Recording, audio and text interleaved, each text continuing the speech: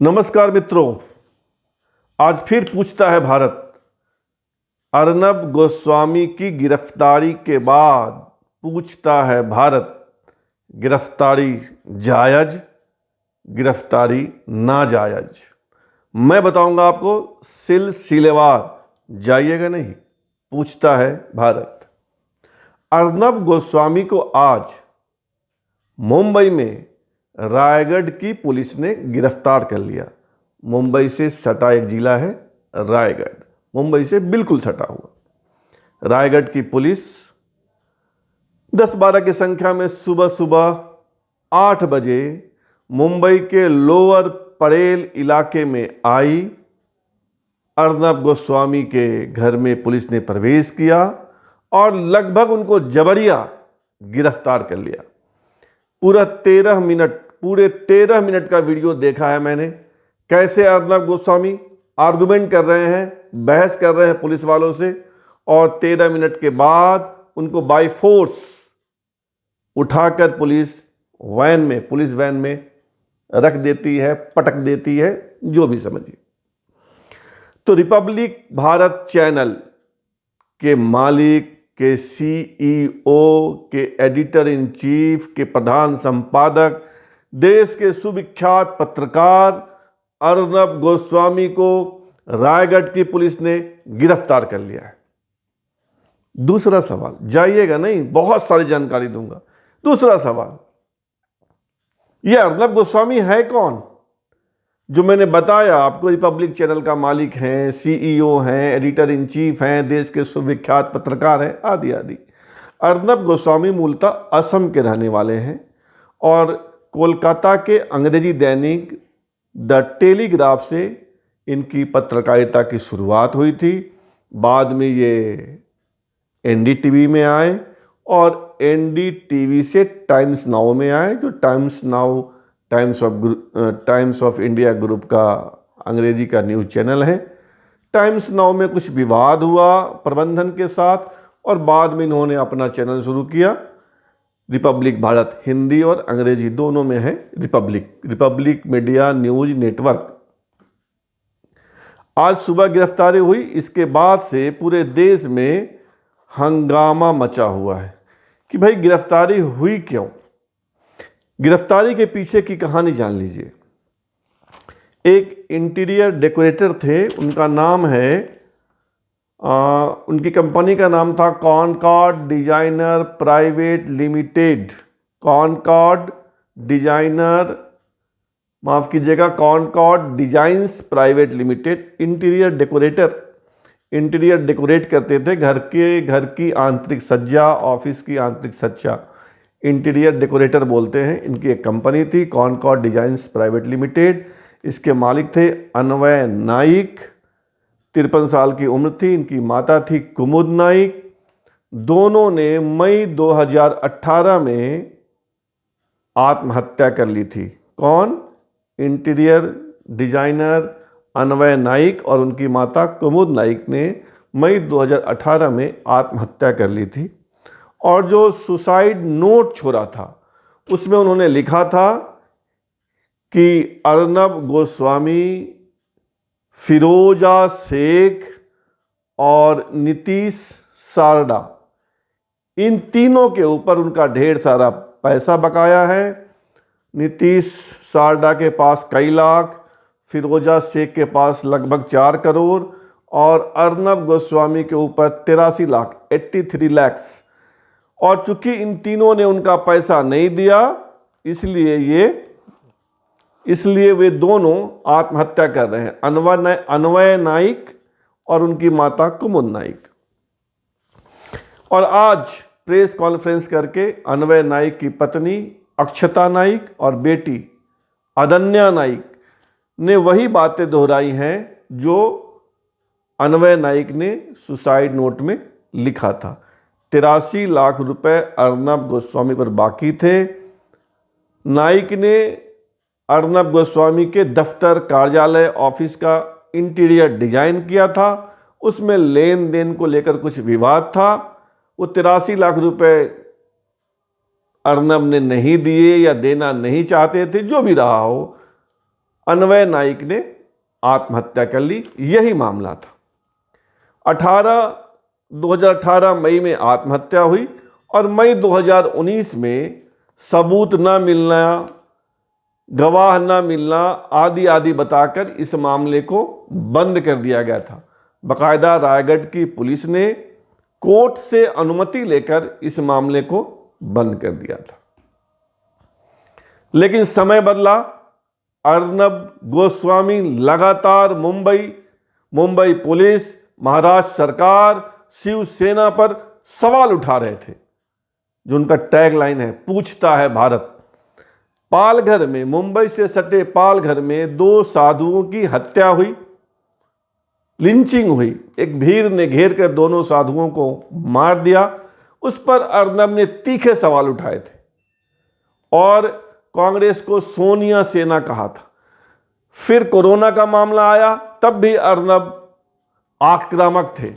फिर सुशांत सिंह राजपूत की आत्महत्या या हत्या का सवाल आया, तब भी अर्नब आक्रामक थे और उन्होंने महाराष्ट्र की सरकार की ऐसी तैसी कर दी थी।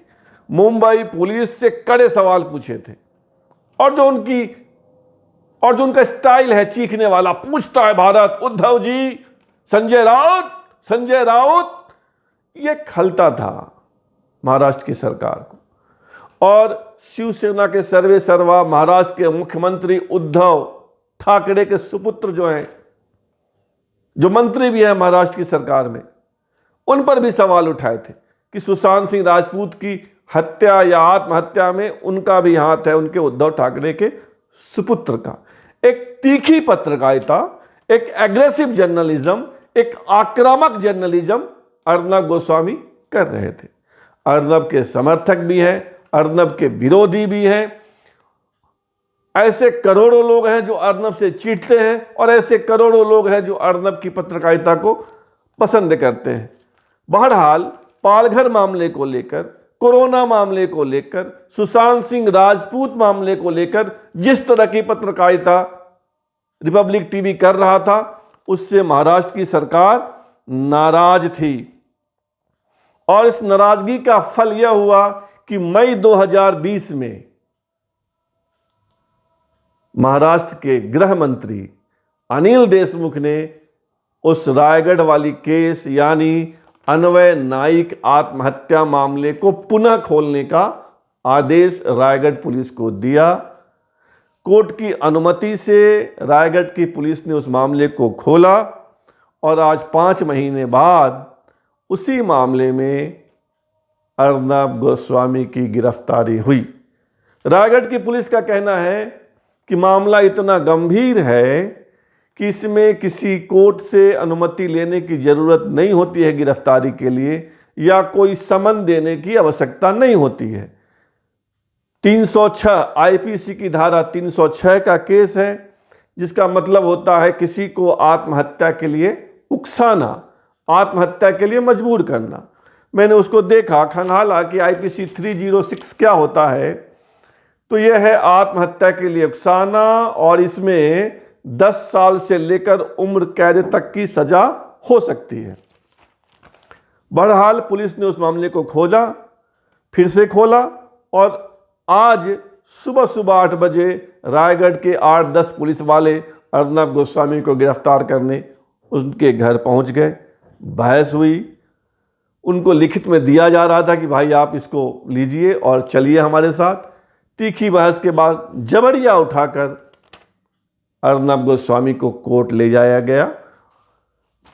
इधर जैसे ही गिरफ्तारी की खबर आई, पूरे देश में हंगामे की स्थिति है। जगह जगह प्रदर्शन हो रहे हैं। पत्रकार संगठन भी सड़क पर उतर चुके हैं। नागपुर से, रांची से, दिल्ली से, जगह जगह से खबर आ रही है और सबसे आक्रामक भूमिका में है भारतीय जनता पार्टी के लोग, भारतीय जनता पार्टी के नेता, भारतीय जनता पार्टी के अध्यक्ष जगत प्रकाश नड्डा, धर्मेंद्र प्रधान, रविशंकर प्रसाद, जितेंद्र सिंह, सबके बयान देखे मैंने। और बीजेपी के प्रवक्ता संबित पात्रा ने तो कहा कि महाराष्ट्र की सरकार हिटलर शाही पे उतर आई है, हिटलर शाही कर रही है, ठोक शाही कर रही है। शिवसेना ने भी इसका जवाब दिया कि पुलिस के पास कुछ तथ्य होंगे, पुलिस ने गिरफ्तार किया, हम बदले की भावना से कार्रवाई नहीं करते हैं। अब सवाल यह है कि क्या अर्नब गोस्वामी की गिरफ्तारी सही है या गलत है? भाई साहब, एक बात सुनिए, जो मामला बंद हो गया है, जिस मामले ने को पुलिस ने बंद कर दिया कि इसमें तथ्य नहीं मिला, प्रमाण नहीं मिले, उसको वहाँ के गृह मंत्री, महाराष्ट्र के गृह मंत्री फिर से उस मामले को खोलते हैं, खुलवाते हैं, उसकी जांच करवाते हैं। क्या यह बदले की कार्रवाई नहीं है ना? नंबर 2, शिवसेना ने अर्नब की पत्रकारिता से चिढ़कर बदले की कार्रवाई की ना, तो क्या बदले की कार्रवाई को कभी जायज कहा जा सकता है? हम जैसे लाखों लोग हैं इस देश में जो अर्नब गोस्वामी की पत्रकारिता का समर्थन नहीं करते। आज अरुण पुरी का भी ट्वीट आया है। Arun Puri India today group के मालिक हैं। उन्होंने कहा है कि हम अर्नब गोस्वामी की पत्रकारिता का समर्थन नहीं करते हैं, हम उनकी पत्रकारिता को पसंद नहीं करते हैं, लेकिन जिस तरह से उन्हें गिरफ्तार किया गया वो गलत है।